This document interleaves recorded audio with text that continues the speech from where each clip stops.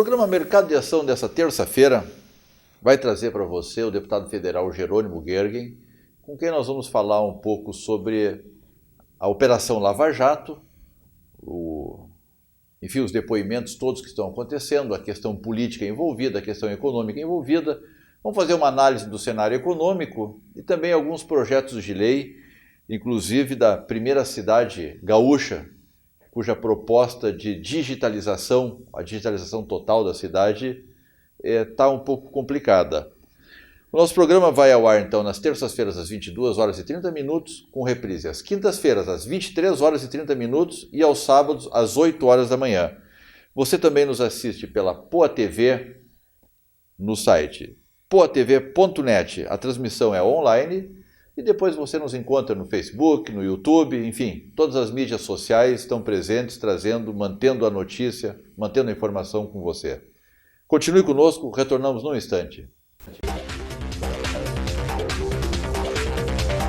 O programa Mercado e Ação dessa semana recebe essa figura querida, carismática, deputado federal Jerônimo Goergen, que iniciou na política como líder da Juventude, Ministério da Agricultura e depois deputado estadual e posteriormente federal.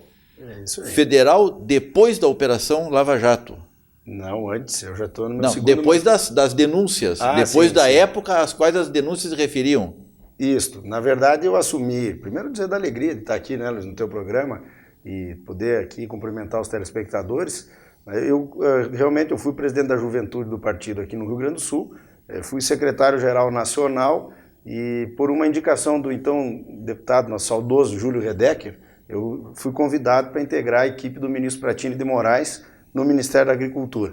E lá fizemos um trabalho que mobilizou a nossa relação política no sentido de que eu concorresse a deputado estadual. Então eu fui de 2003 até 2010 deputado estadual aqui na Assembleia e assumi em 2011. E aí realmente, agora no início desse novo mandato, nós tivemos essa lamentável surpresa da citação do nosso nome dentro desta Operação Lava Jato, e é exatamente aquilo que nos deixou muito atônitos até, porque realmente no período em que os fatos ocorreram, que foi de 2006 a 2011, né, eu estava aqui na Assembleia Legislativa. Então é exatamente nesse sentido que a gente tem usado, não para defesa, porque não há um processo ainda, mas no momento em que eu me coloquei à disposição dos órgãos investigativos para ter sido o primeiro a depor, inclusive abrir os meus sigilos todos, que já estão à disposição há mais de 90 dias da investigação, foi usando esse argumento. Quer dizer, alguém que não me conhece, que cita meu nome como beneficiado de um esquema absurdo desse, fala que via os nomes daqueles que podem ter envolvimento numa lista na casa do então líder da bancada, que é o deputado João Pisolatti, no ano de 2010. Eu entrei em 2011 e foi exatamente... Sim, tu não eras deputado federal naquele momento em que te foi imputado alguns fatos como se deputado federal fosse. Exatamente, né? Então isso está lá já colocado no depoimento que fiz e eu espero que, obviamente, o mais rápido possível isso se esclareça. Nós estamos vivendo neste exato momento um momento interno do Ministério Público, que tem a escolha do novo procurador-geral, ou a manutenção, né, que isso concentra essa decisão interna, e também o período de recesso da própria Polícia Federal. Então, nesse momento, as coisas não estão andando, né, como eu gostaria que tudo já estivesse resolvido até, né, mas as coisas têm essa etapa. Eu acho que isto é uma situação de que vai ainda até o final do ano, início do ano que vem, porque envolve muita gente, a cada dia muita situação nova, né? E que precisa ser, né, Luiz, definitivamente esclarecido, responsabilizado e punido aqueles que fizeram esse assalto ao cofre brasileiro. Não tem uma certa dose de imaturidade nesse processo, onde os nomes que surgem são levados à mídia, são levados à imprensa, e às vezes não fazendo uma checagem cronológica dos fatos, como por exemplo esse que tu alegaste. E o espaço que nós estamos tendo aqui, nós teremos também à disposição de todas as pessoas que acharem por bem usarem o nosso espaço, ele é democrático. Então, não existe uma certa incoerência? Vamos dizer assim, eu tenho procurado nesse episódio, Luiz, me colocar à disposição, porque ninguém mais do que eu tem a intenção que tudo se esclareça. Claro. Eu nunca imaginei estar numa situação dessa, sempre, aliás, fui combativo internamente no partido, na relação com o governo, o PP Nacional é governo. Aliás, foi comprado pelo Lula na época com as benesses do poder que até então imaginávamos que era cargos, emendas, e hoje a gente está vendo que era muito mais, né? Então eu quero que tudo se esclareça. É um episódio muito grande o que aconteceu, e não é só aí, tem que ver BNDES, tem que ver Eletrobras, tem que ver fundo Postales, tudo. Eu já assinei todas essas CPIs para que a gente possa esclarecer. Petrobras é um dedo dessa mão. É um dedo, né? É muito grande o esquema, pelo que a gente está vendo, né, e ouvindo na imprensa. Então, eu acho que tem que esclarecer. No meio de um negócio desse, eu imagino que algum exagero possa estar acontecendo. O que eu não concordo apenas é assim, o meu nome foi uma única vez citado por alguém que não me conhece, não confirma nada, e lá estou eu investigado. Eu quero ver a Lula, a Dilma, essa gente toda que não é só citado, é claro, né, o envolvimento deles. Então não tem problema se a injustiça ao final vai mostrar que quem não tem culpa não tem, mas o que eu quero é que todos sejam investigados, todos mesmo, né? Não seja um processo daqui a pouco seletivo de uns ou não. Então a minha conduta dentro desse episódio é de ser colaborador do Ministério Público, da polícia, no sentido de que tudo o que esperam de mim eu estarei colocando à disposição, como aliás já fiz, não tenho mais nem o que colocar à disposição, a não ser aguardar a decisão agora nos Deputado, próximos de meses. alguma forma, esses episódios todos somados, eles afetaram muito a credibilidade do governo. E como consequência dessa queda de credibilidade, a economia é quem vem pagando a conta. O consumidor, o cidadão, é quem vem pagando a conta. Até onde tu acredita fatores econômicos externos e até onde tu acredita fatores políticos a crise que o Brasil se encontra hoje? O fator político, eu penso que ainda vai piorar o fator econômico, né? Nós temos hoje uma crise econômica que ela é naturalmente agravada pelo clima político. E que vai piorar. Eu acho que é irreversível um processo de aprofundar o debate da substituição do governo, né? Seja por impeachment, seja por renúncia, eu acho que o clima político a partir de agosto ele vai realmente piorar. No entanto, a crise econômica ela foi gerada pelo desgoverno. É um governo que subestimou a sociedade brasileira, gastou o que não tinha e o que não devia gastar para ganhar uma eleição. É isso que aconteceu, é claro, e que gerou uma necessidade de pagar essa conta. O País das Maravilhas que antes a Dilma e o Lula pregaram não existia. Ele foi aumentado o seu potencial em razão da eleição. Passada a eleição, abrem-se as cortinas, aí está a crise econômica. Então, a má gestão e agregado a isso o processo de corrupção fez com que o Brasil fosse à bancarrota. O Brasil faliu. E as pessoas estão pagando com o bolso, efetivamente, com perda de capacidade de consumo, a desvalorização da renda que antes tinha um potencial muito maior, né, e que agora soma-se a isso. E aí a corrupção é o grande fator, né, uma crise política que põe o governo em xeque. Veja que ela tem, a presidenta, 9%. E historicamente os dados de aprovação. Historicamente, nenhum governo que chegou a 7% se sustentou. Esse é a estimativa, o percentual dos últimos governos que caíram. O nosso economista de sempre, Delfim Neto, é uma pessoa em quem eu gosto muito da leitura que ele faz dos fatos, e ele comenta com muita propriedade que na questão econômica é um tripé. Tu tens o consumidor, o cidadão consumidor que acredita que continua empregado e que deve consumir, o fabricante que deve fabricar porque ele acredita que o consumidor vai consumir, mas ambos acreditam num governo que dá sustentação a essa história. Basta ver um comparativo na época da marolinha, o presidente dos Estados Unidos, naquela época, Bush, com o Afeganistão, estava com uma credibilidade na ordem de 20%. Então lá foi um tsunami. O Lula naquela época tinha aqui no Brasil em torno de 85%. 86, foi uma marolinha. Foi uma marolinha. Agora, com a questão da Dilma estar em 7, 8, 9, 10% nessa briga ali, a presidente Dilma, é um fator agravante de uma maneira muito forte. Aliás, esse era o problema. O problema do Lula foi o qual, no meu ponto de vista? Alguns me dizem assim, era um projeto de poder, o comunismo.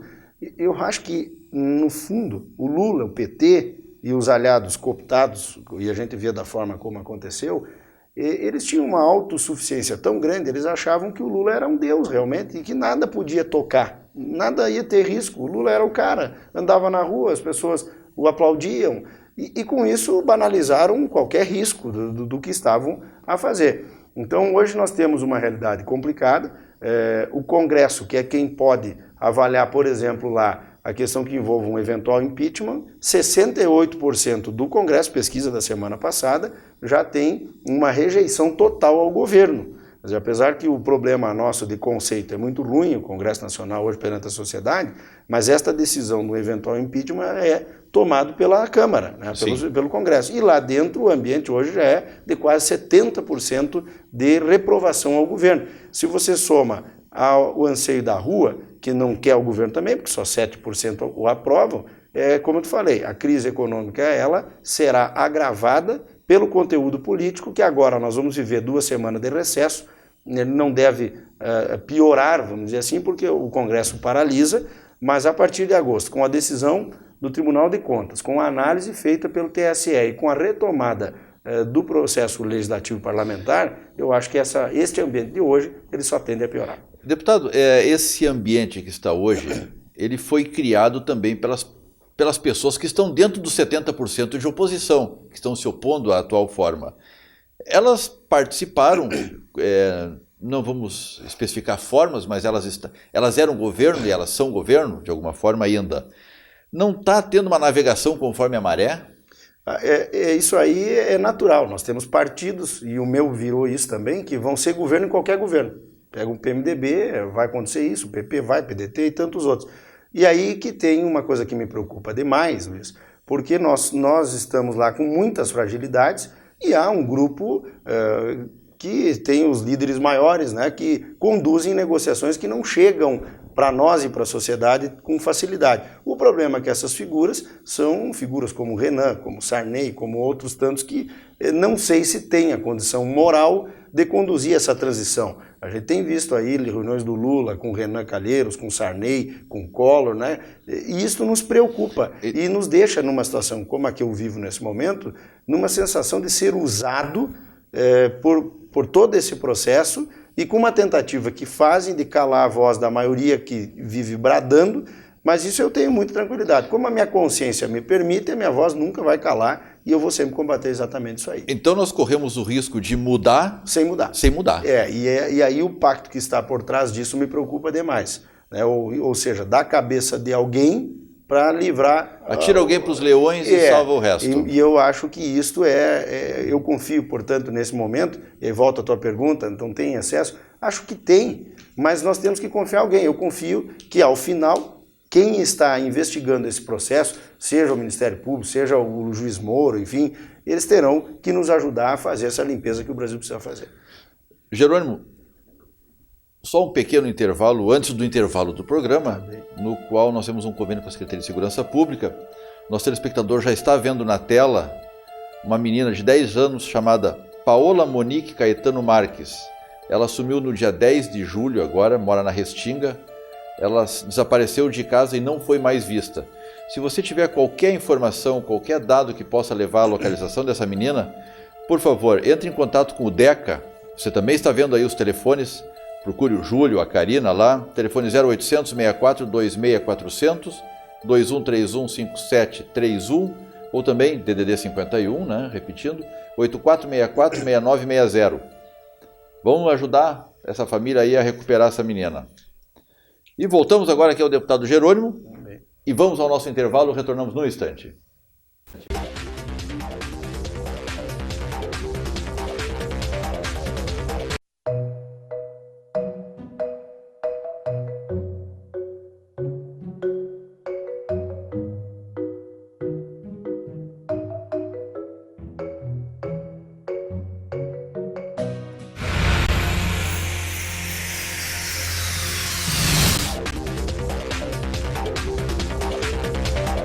O programa Mercado e Ação retorna agora com essa figura simpática, deputado federal Jerônimo Gergen. Deputado, tem uma empresa chinesa que fez uma escolha aqui no Rio Grande do Sul para tornar uma cidade digital. Como é que é esse processo? O que é isso? Que empresa é esta? Bem, eu sou autor do novo marco regulatório da telefonia no Brasil, que agora foi instalada a comissão especial Porque nós temos uma lei de 1997 para uma tecnologia moderna, né? Quando foi introduzida a telefonia... Moderna em 97. Moderna com relação a 97, né? Mas a lei atual, ela dá apenas um regramento para canal de voz, que era o StarTAC, né? Todo mundo lembra, quando foi o primeiro celular aqui, era um tijolo, né? Sim. E hoje nós temos dados, vídeos, tudo transmitido pelo telefone. E a lei, no caso aqui de Porto Alegre, já que estamos na Poa TV, nós temos 18 leis ou decretos que impedem a instalação de antenas, por exemplo. Então nós fomos para o Congresso Mundial, que é em Barcelona, no mês de março, onde participamos junto com o Sindtel Brasil, e a gente percebe uma distância enorme. A Europa já está indo para o 5G. Nós não monetizamos o 3G ainda. O Brasil vai viver uma fase que a ilusão do 4G é só para fazer de conta que está andando, mas quando pagar o 3G, vai ser partir para o 5G já, que agora... 4G é ilusório? Eu considero ilusório, porque as empresas não conseguiram capitalizar o investimento em cima do 3G ainda. Portanto, eles estão atendendo algumas demandas nos centros maiores, em cima do 4G, e se você pegar o telefone e ver que ele desaparece a qualquer momento, o 4G ali, é uma transição, porque a Europa já usa o 4,5 indo para o 5. Então nós vamos ter que, do 3, quando ele pagar o investimento, partir direto para lá. E o que isso importa? Lá nesse congresso eu encontrei o pessoal da Huawei, que é a maior empresa do mundo hoje já. Eu não sabia, achava que era Apple, Sony, enfim, não é. E eles tinham já do governo passado a proposta de um convênio. A cidade escolhida foi a cidade de Rosário do Sul, onde eles instalariam um equipamento para testes, né, onde nós teríamos a condição de transformar em cidade digital. E um dos maiores pontos é a área de segurança. O que é uma cidade digital? Vamos dizer assim, você transforma a cidade num Big Brother, né? Serve para ter a banda larga, não, o acesso a todos os cidadãos. Na área de segurança você linka com a área de segurança estadual, federal. Enfim, eu usaria assim didaticamente o exemplo do Big Brother. Você daria à cidade a condição dela ser monitorada via satélite e, além disso, o acesso ao canal, enfim, à internet, a todos os cidadãos, uma série de benefícios. E é impressionante isso, porque é um equipamento, é uma mala desse tamanho, mais ou menos, que tem tudo que uma cidade precisa para ter o acesso à internet de maneira imediata e em alta tecnologia. E nós trouxemos, então, os representantes da empresa, foi em maio, para uma conversa com o secretário Fábio Branco. E, no entanto, eu acho que o governo fez uma análise boa na defesa para o Estado, mas equivocada, e nós estamos tentando construir. Eles, para fazer o convênio para o teste no Rio Grande do Sul, o governo quer imediatamente a confirmação da instalação de uma fábrica no Rio Grande do Sul. Mas não tem como fazer uma coisa imediata. Nós podemos firmar protocolos de intenção, né, que deem o ponto disso. Porque o mais interessante é que o governo chinês quer financiar a compra desses equipamentos, ou seja, o município que resolver instalar ou se transformar numa cidade digital vai ter financiamento do governo chinês para instalar aquilo. Então, o problema de uma cidade pequena do interior é de não ter banda larga, de não ter o acesso à comunicação. No interior do município, o êxodo rural piora, porque as pessoas não tendo acesso à tecnologia da comunicação vão embora, né? Então, eu estou tentando agora, via Badesul, ver se o Badesul, com o governo chinês, cria uma forma de acesso a esse crédito e nós possamos evoluir, né, na questão da segurança pública, mas também do acesso digital. Acho que isso é fundamental, né? Hoje as pessoas precisam, para evoluir, para crescer, ter esse acesso. Então nós estamos aguardando agora essa agenda no Badesul. Hoje não existe mais ausência de tecnologia na vida de ninguém. Não existe, mas nós temos essa realidade. Primeiro, por lei. A nossa lei é uma lei antiga, de 97, quando não tínhamos essa tecnologia. Isso nós já estamos mudando. E depois, por essa necessidade de criarmos o acesso. O bom seria que os fundos, como o FUST, o Fistel, principalmente o FUST, que é um fundo que toda pessoa que liga paga um valor, que é um fundo de universalização da telefonia. Só que o que acontece? O governo federal pega esses bilhões que são pagos e põe no caixa único e não usa para universalização. Então nós, inclusive, semana passada, impedimos que o governo aumentasse o valor do Fistel, que é para investir na Anatel, nos órgãos de fiscalização, enfim, porque se ele não aplica aquilo que já é pago, qualquer aumento no fundo vai ser aumento de imposto. Sem dúvida. E hoje é importante... Se não é utilizado ao fim que se destina... É claro. E hoje é importante também, nessa linha de telefonia, né, Luiz, a gente dizer é muito caro e de pouca qualidade. No entanto, o caro é a presença do Estado na ligação do telefone. O ICMS, para o telespectador ter ideia, ele é cobrado em cima da geração da energia, que é o principal insumo para gerar o sinal, e depois no sinal ele é cobrado 2 vezes. Né? E você tem mais 3 fundos que são cobrados pela União, e isso faz com que quase 60% de uma ligação é pago em imposto. E aí o que acontece? A lei não deixa investir, a operadora tem um impedimento legal, o Estado se apropria desse recurso e o fundo, que seria para a universalização, ele não aplica. Então, exatamente... Nenhuma empresa vai investir se não tiver a possibilidade do lucro. Ela existe, natural. Enfim, ela é natural. Ela tem o natural. risco, ela tem o lucro.